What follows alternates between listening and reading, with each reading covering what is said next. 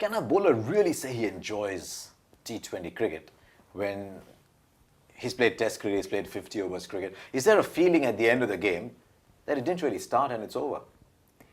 It does happen so quickly, but yeah, certainly a bowler can enjoy 2020 cricket because it's the format of the game where, as I've mentioned, it's exciting, it's colourful, you're playing with different cultures, you've got all these different things that happen and actually make the game. So even though that you might have gone for 40 runs or 4 overs, you can still enjoy it. You have to take it with a grain of salt. You can't think that you've had a bad day out from bowling if you've gone for 30 runs or 40 runs. It's just part of the game. Is it just like is it like chewing gum then, that you have it and it's goodbye? Whereas if you had a bad day in Test cricket or you had 2 bad days in Test cricket, you'd sit back and analyse and think what you did wrong and mull over it and maybe not sleep well a couple of nights thinking about how badly you've bowled.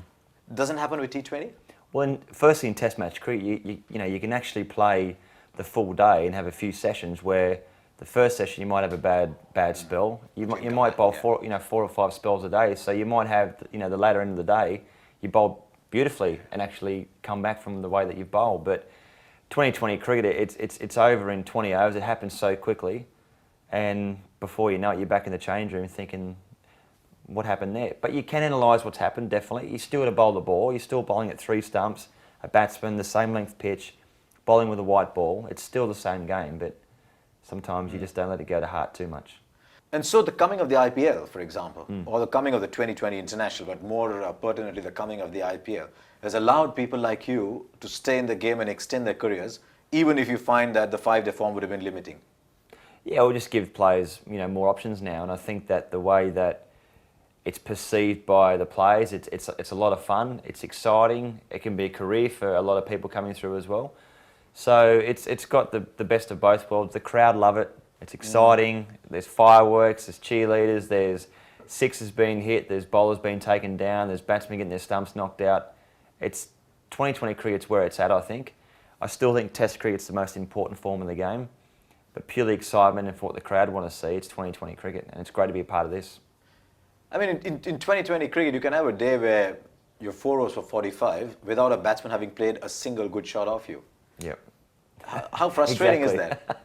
You summed it up. I mean, I can understand you're playing Test cricket. You're up against some of the best batsmen in the world. They play some beautiful cover drives. They play the odd one through mid-wicket. Yep. And here you could have someone top edging one, bottom edging one, slogging one, and you're gone for 40. Well, that's the great thing about 2020 cricket. You don't know what to expect. You can bowl the best 24 balls that you want in your life and get none for 44 or 4 overs. But there is an element of luck. On the other side as well, you can bowl a pile of rubbish and pick up 2 for 13 or 4. How many days a year do you wake up with a pain somewhere in the body? I'm all right now. I'm not like old and cripply getting out of bed. No, not now. In your career. In your career. When you're playing international cricket. If you're playing Test cricket. No, if I called you old, you might call me names. So I'm not going down that path. No, I'm not saying that you sort of get out of bed these days and it's all cracking and that type of stuff. But to what I was getting bed, to is how many days is there something in your body that's not 100%? It's not that you're always a finely tuned machine going out to play. There's something most days? Oh, every single day as a bowler, as I mentioned, to say totally pain-free, no niggle in the body, about the age of 17. No. Yeah. You're not but every bowler's the same. This is not just me. There's a lot of bowlers out there that have got to push themselves through that pain threshold. And the guys that have got a great pain threshold barrier that can push through that are the guys that can play for longer. Is that taught enough as a fast bowler? I mean, people talk about teaching outswingers and in-swingers. I don't think you can teach that, though. I think it's part of your makeup. Yeah. Because the injuries I've had have been, I've snapped the bone off, I've ripped the ligament off.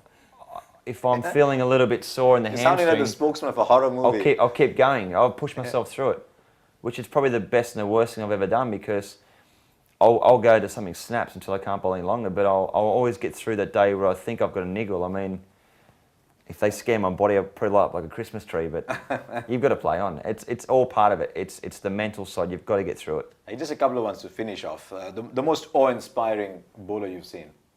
You looked and said, wow. I'd have to say Alan Donald. He was my hero growing up. Then Aussie can't talk about a South African like that. Yeah, well, we don't normally, but no, he's a great guy. White lightning, he bowled quick, he played the game so hard and so competitively and so fierce, but off the ground when he was getting interviewed, he seemed like a nice bloke, and I thought, well, he's definitely got the thing down pat. But he can't sing like you. I don't know, maybe. No, you don't know. And was there a batsman?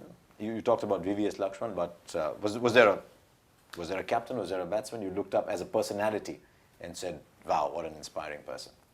I think as a kid, we didn't watch a lot of cricket on television. We always played backyard cricket with an older brother and a younger brother. We had some serious competition, but 3 brothers in the house. yeah, well, I had three. Gee, life must be tough for your mother. 3 boys, yeah. Poor mum. Mum would be hanging at the washing, and she'd get hit in the back by the tennis ball.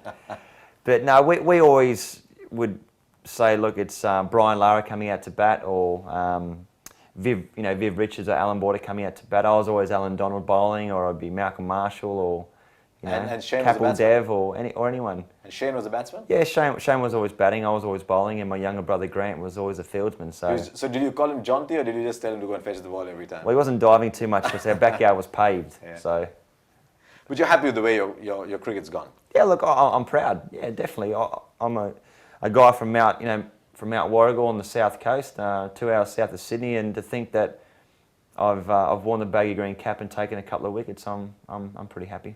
You took a couple of wickets. You took 308 more than a couple as well. So well done, well done, Brett. Thank you very much, Brett. It's always great fun talking to Brett Lee. I've had the great honour of having done that a couple of times in the past, but I just love his attitude to the game, and I hope he keeps on playing.